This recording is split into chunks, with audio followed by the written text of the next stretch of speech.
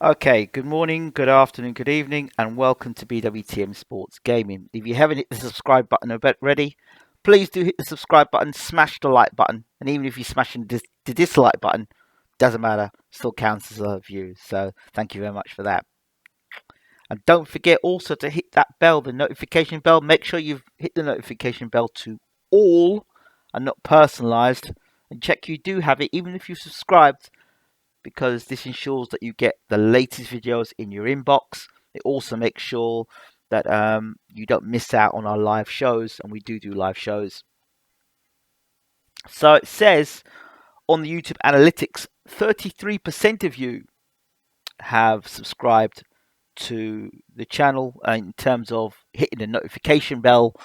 So we need to get that up to 90% if you hitting that notification bell. So make sure you hit the notification bell, the little bell in the corner, smash that. Okay, on with the show. This is a long one, and it's not pointing fingers at anybody or any promoter, but obviously where the facts are, the investigation should begin. How safe is British boxing, and is British boxing in good hands? That's the question I asked today of boxing fans, boxing pundits, boxing experts, which is fans of the sport, even the casuals. British boxing, how safe is British boxing? In fact, more importantly, how safe are British boxers? Slogans like daring to be great, which basically means you don't stand much of a chance in the fight. You're going to get battered in the first place, but if you pull it off, it will be a great feat. And 9 times out of 10, when we hear daring to be great, it means that the British guy that's involved is going to get absolutely battered. That's what it means. He doesn't stand a chance. Daring to be great. And we've had a lot of daring to be greats. We've had so many fights. We've had Dave Allen against Luis Ortiz, Dave Allen against Tony Yoka. We've had Kell Brook against Golovkin. We've had Kell Brook against Errol Spence. We've had Amir Khan daring to be great against Canelo. We've had Callum Smith daring to be great. Do I need to continue? Do I really need to continue? You know, and I just ask myself the question, like, are these things deliberately happening in boxing, or is it people are just clueless? I mean, why just look a guy who's had only 10 fights in with a guy that's been a former world champion and is fought a much higher level and hasn't shown signs of any form of deterioration? Why would you do that? Why would you put a novice in the ring with an experienced world champion? I don't understand it. Why would you put a fighter in who basically is a prospect that's been overhyped by his promoter, and then throw him into the lion's den with a bona fide world class champion? Why would you do that? Why would you stick a guy in that's fought maybe at British level, right? He's just about cracking the top 30, right? He cracks the top 30 suddenly, and you're sticking him in against the world's best or second best fighter in the world. I mean, we have another one who's daring to be great coming up soon with Craig Richards. No disrespect to Craig Richards at fought at British level. He's going to go and fight Bivol. What are we doing? And just a lot of questions to be asked. So matchmaking is very questionable. Why don't we just see fighters for what they are? Right? We've just seen Josh Kelly get absolutely annihilated. I don't want to hear anything about the weight, because had he beat the gentleman on the weekend, he would have been fine. The bottom line is this: Josh Kelly is a good fighter. Josh Warrington is a good fighter. But the bottom line is, why are we putting these guys in fights? Josh Warrington didn't have to take a fight against Lara. And there was no push for Josh Kelly to have to fight on the weekend. There was no need for that European title fight. Absolutely no reason. Are British fighters safe? Or I had to take the opportunity. I had to be given. I had to take this opportunity. It was the only opportunity I could have taken. Really? Is this really what it comes down to? You've only had 10 fights or 12 fights in your career, and you've been forced into fights with promoters telling you things like, "Oh, you have to take this fight once we promote you." Who says by signing with a promoter that's got a TV deal, and you can get lots of exposure, means that you're going to have a protected career? No, it doesn't mean that at all. It seems to me in British boxing, there's two ways to go. Get paid well and get battered quickly, or don't get paid as well and be protected. Make your choice. If you go on the fast track, you better hope you can fight, and you better hope you can either make one of two decisions. You could be tough and say, you know what, I'm not taking these fights, or you better be able to ready to fight. That seems that is for one side of the coin. The other side of the coin seems to be, well, I will manage you. I will make sure that you take the right fights at the right time, but you might not get paid as much. That's what it seems like in British boxing. The trainers seem okay when they're in the UK, but when we seem to go abroad, they seem to lack imagination or ideas. We go abroad, we take fights that are not enough time to prepare for, and we do a slapdash job of preparing our guy to get out there and fight the world's best. When we're going abroad, we should have at least time to acclimatise where we're at, whether it be America or wherever we're going, acclimatise.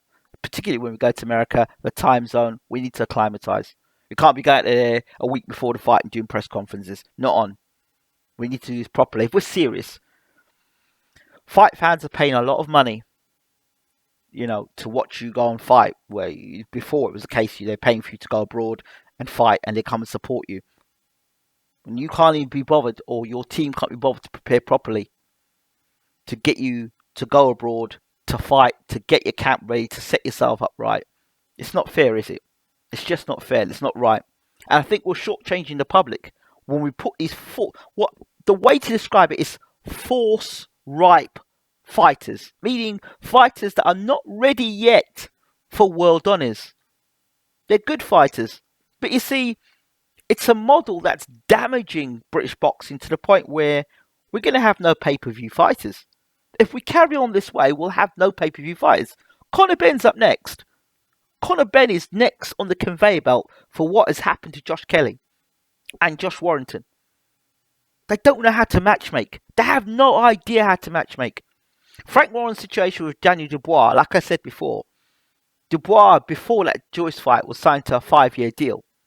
So Frank thought, well, if we beat Joyce, fine. If we don't beat Joyce, we can bring him back. But there's less of a daring to be great with Frank.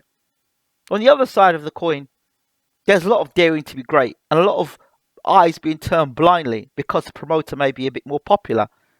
But the promoter's not doing the fighting. It's the fighters doing the fighting. This is British boxing. And fighters getting in the ring and risking their lives. And it seems to me, there seems to be a cult or movement where the promoter is more important than the fighter. And that can't be right. It can't be right. If you're a real fan of British boxing, and you're a real fan of, the best fighting the best, surely you want to give the fighters that we've got, such as Josh Kelly, Josh Warrington, and the rest, these guys, the opportunity to build their records, not fighting dummies, but actually fighting guys and moving from prospect to contender to champion. Josh Warrington, not so much so, because he actually got to fight. He was guided well by Frank. And I said, when Warrington signed with Matchroom, I said, Warrington signed to Matchroom is a bad move. Then people got on me and said, oh, Warrington's going to get paid, he's going to get to see TV, he's going to get to see this and that. Well, what happened to Josh Warrington now? Where are all you people now that were jumping on my back about Josh Warrington? What's happened to him now? Got brutally exposed, against a 22-year-old. He really had no business being in the ring with. But again, you can't always blame the promoter for that. Sometimes it's a fighter themselves that doesn't want to take fights. If that's the case, then sometimes you have to do what you've got to do to get a fighter out of contract. Or if not get a fighter out of contract, then at least honour your contract. I've got to deliver you a world title fight. I've got to get you a fight this year. So that's what can happen. So we have to have a real overview as where we're going here. I would rather see our British fighters fight against guys who just passed their best and go down the route of British, Commonwealth, European, World Champion, and actually, and when you're going down that route, fighting good contenders. I mean, back in the 80s and 90s, you had your lights like Gary Mason or Nigel Benn, Chris Eubank. You fought your way up. You fought your way through the ranks. Even Ben, when he became WBO champion, lost to Michael Watson. He went on the road to America. He fought Doug DeWitt to become world champion. He fought Iran Barkley. He fought a list of fighters, but had prepared. I remember when Ben fought Sanderline Williams. Yeah, those were the building fights. Gary Mason, when he was on his way up to fighting for a world title, he fought Tyrell Biggs, Everett Bigfoot Martin. Good sturdy guys. Mark Willis. Got good sturdy guys that would prepare you to fight before he fought Lennox Lewis, and that was a big fight. A fight that Mason didn't have to have, but it was unification, British Commonwealth, and European Championship fight in there. I think British Commonwealth, European. Lewis had beaten Lewis because British and European Championship. I think then Lewis went on and beat Derek Williams for the Commonwealth. But even Lennox Lewis himself, how those careers are built. Okay, the excuse might be, well, we've got COVID now. So then we've got to go back and look at the fighters. Are they actually that good? Now, I can see they're going to try and push Ben now and fast track him too. He's another one who'll get beat soon. And I don't know what's going on with the career of Joshua Buatsi, but if Buatsi's got any sense, he'll look up and say, if you see all these guys around you getting beat, getting rushed into big fights, Buatsi will be the next one. He's a guy who's not... He's not paying attention to defense. He's getting caught with too many overhand rights and right hands. He's getting hit way too often. He needs to change his trainer. I'm just calling it as it is. But we're still going to push this guy, keep pushing this guy up there, He's not ready. I'll force feed him. Lawrence Okoli, good fighter. He's going through the ranks, but they fast tracked him as well. When you could take the time, steady the guy up, really give him the proper foundations, and then build him into being a world star. Instead, what we're going to get with these fighters are getting force-fed, pushed through the system, not being ready, getting beat, and you're having to rebuild them. So you ask yourself the question, are these fighters actually that good? Or is the man management or the matchmaking garbage? Well, it might be a bit of both. The fighters may be good. However, the matchmaking itself leaves a lot to be desired. So does anyone else ask us a question, why are we making this matchup? The guy's not a mandatory. He's not a number one contender. Why are we sticking him in with a guy remotely with a guy who's anywhere near that? He's fought anywhere near that level. This is where people get seriously hurt. So it's when we overrate fighters that haven't got the skill set to be at the level that we're saying that they are. And then we suddenly stick them at that level you've been saying that they're at. And they get absolutely hammered. Who is responsible for this? Is this a quick cash and grab scheme where, you get a fighter to a certain level, 10, 15 fights, and then throw them in the deep end? And if they can swim, they can. And if they can't, well, tough luck. Is this what it's at British boxing? Are we going to use COVID as the excuse now? Or are we just going to say those fighters are not very good? Or are we going to say the handling of those fighters are not very good? Or are we going to start looking at the trade and saying, maybe our trainers are not as good as we think they are? What is it? I mean, Maybe I'm talking out of turn here, but if you're gonna become a professional boxer, you have to show the board that you are capable of throwing punches correctly and doing all the rest of it. There's a certain thing you have to do. If you want to be a professional trainer, you have to show some sort of qualification in that. Surely there has to be some qualification. What qualifies you, ranked number 50 in the world, to be fighting a guy ranked number 1 in the world? What qualifies you to do that? And the whole thing about daring to be great. Now, listen, don't get me wrong. There have been situations where it's happened, where they've timed it beautifully. When Hatton fought Costa Zoo, that was beautifully timed. You know, that's good timing. Picking the right time to fight a guy. But more often than not in British boxing at the moment, you're picking guys that are dangerous coming in, and we're fighting guys that are dangerous coming in, and they're fresh and they're good and they're ready to go. And our boys are force ripe. Josh Kelly should never experience what he experienced the other night, unless behind the scenes he believed he was so good that he could have took on the opponent. That's what I say. This isn't about the opponents now. This is about British boxing and the state of British boxing. If we continue down this road of daring to be great and force riping fighters into fights they're not ready for, all these unbeaten records are going to get smashed to bits. There's going to be a lot of rebuilding, and we're going to have no pay-per-view stars, and nobody seems exempt. It's happened to Anthony Joshua. It's happened to Kell Brook. It's happened to Amir Khan. So who the hell are the guys coming forward after that? And if you're not a ticket seller, God help you. So, the tide is changing in British boxing. Is it good? Hell no. Where's the next pay-per-view star coming from? Our next pay-per-view star is coming from somebody who's prepared to invest and take time to build. With the situation with COVID and less fans coming through the doors, it's not good. Let's hope that there's a rethink in British boxing, because the way it looks to me is that British boxers are not being invested in. The way it looks to me is that British boxers are being forced into lion's den before they're ready for it. It looks to me that the foundation of these fighters' careers doesn't matter as much as the promoter and the management and money being made. That's what it seems to me. It's no longer about investing in a fighter's career, but lining pockets. That's what it seems to me. I could be wrong. I could be completely wrong. But daring to be great, when you hear it as a British fan of boxing, you know what's going on. And then it doesn't help, because when you fall apart, you get beat up live on TV. The commentators are even worse. Last chance saloon. Where does he go from here? I mean, that doesn't help.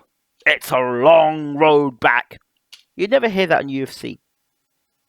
A guy could have 100 fights, he's still a world-class fighter.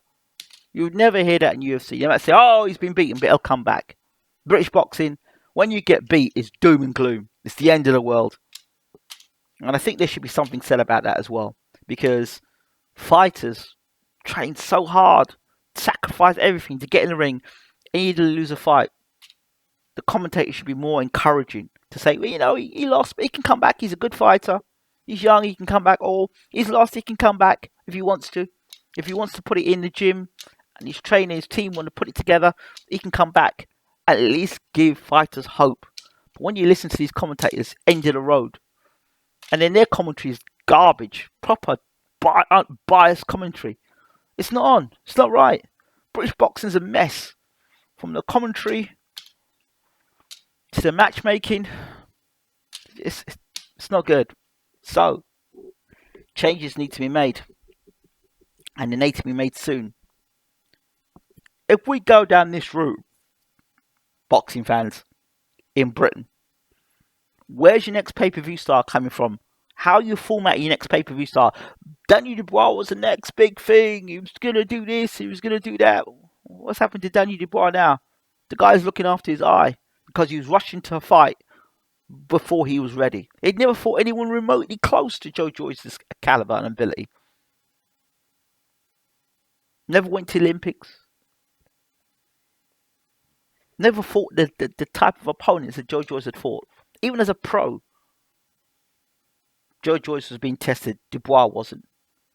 May you tell me how this Daniel Dubois got to fight Joe Joyce? And the public were behind it.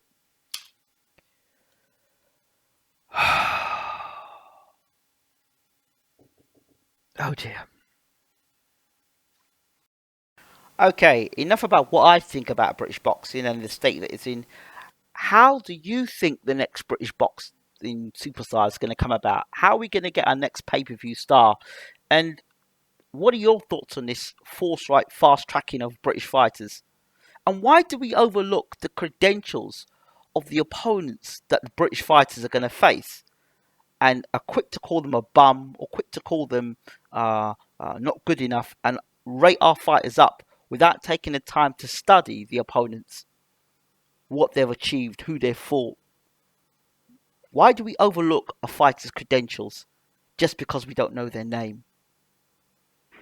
And why is this trend of fighters being stuck in fights and not ready for being allowed in British boxing? Why did the British public allow it? Why did the British Boxing Board of Control allow it? And why is it allowed to continue? And then we put on to something called pay-per-view. Not right. It's just not right. But let me hear your opinion. It's not about me. What's your opinion? You're the boxing fans. You're the viewers. What do you think? And apart from that, what else would you like to hear me talk about in British boxing or world boxing? I've got a couple of videos coming up shortly I'll be doing for you all. So hope that you all are well and staying good despite the lockdown.